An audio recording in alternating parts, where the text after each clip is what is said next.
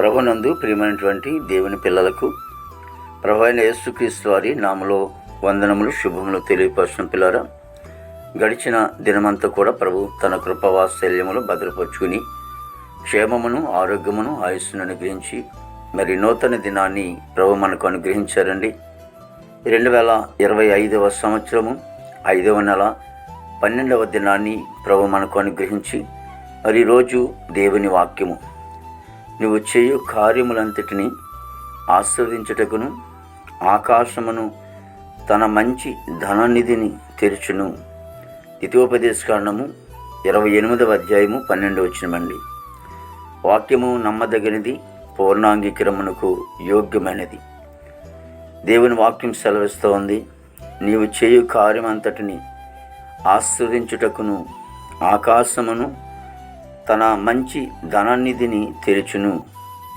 కాబట్టి ఆయన కార్యములన్నింటిని కూడా ఆస్వాదించాలంటానికి దేవుని వాక్యం సెలవిస్తోంది.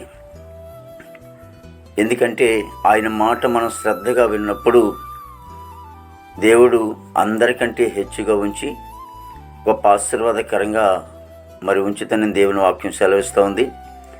కాబట్టి ఆయన మాటను మనం శ్రద్ధగా విని ఆయన ఆజ్ఞలన్నింటి కూడా మనం గైకొంటున్నప్పుడు దేవాది దేవుడు అంటున్నాడు, నువ్వు చేయు కార్యములంతటిని ఆస్వాదించుటకును అని దేవుని వాక్యం సెలవిస్తుంది. అప్పిచ్చేవాడిగా చేస్తాను కానీ మరి అప్పు తీసుకునేవాడట్టుగా చేయనని కూడా దేవుని వాక్యం సెలవిస్తూ ఉంది. కాబట్టి మరి దేవుని సన్నిధిలో ఆయన మాట శ్రద్ధగా విని మరి ఆయన మాట ద్వారా ఆశీర్వాదాలు మనం పొందుకుందాం. ఎందుకంటే ఆకాశమందును తన మంచి ధననిధిని తెరుచునని రాయబడింది. ఎప్పుడు అలా తెరుస్తాడు అంటే ఆయన మాట మనం విన్నప్పుడు, దేవుని ఆజ్ఞలు మనం గైకొంటున్నప్పుడు దేవుడు మన కుటుంబాలను ఆశ్రయించేవాడుగా ఉంటూ ఉన్నాడు.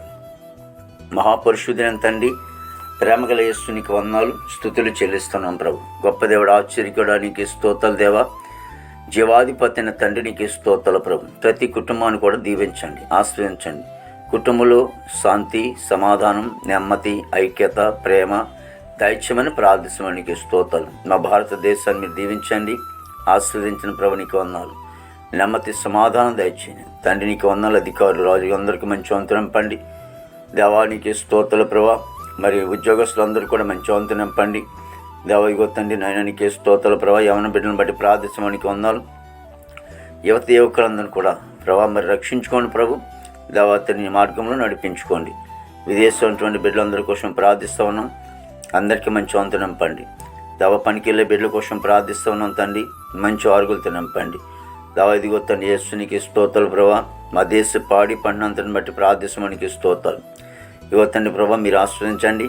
నేను ఎంతోమంది వ్యవసాయాలు ఉబ్బుడు చేసుకుంటున్నారు ప్రభా. మంచి వాతావరణం దయచేసి వ్యవసాయాలంతా కూడా ఉబ్బుడు చేసుకునే కృప దయచేయండి దేవ. రైలు చెరువులు, చేపల చెరువులు, అలా కూరగాయల పంటలు, అపరాల పంటలు అన్నింటిని కూడా దీవించాను నేను దేవ. హాస్పిటల్ రోగులు స్వస్థపరచండి.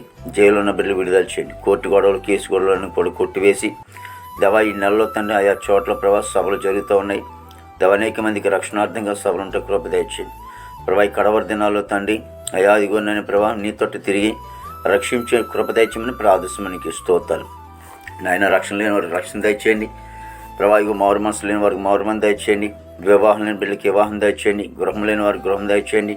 గర్భఫలం లేని వారికి గర్భం దయచేయండి. గర్భిణీ చేసి సుఖమని డెలివరీ దయచేయండి.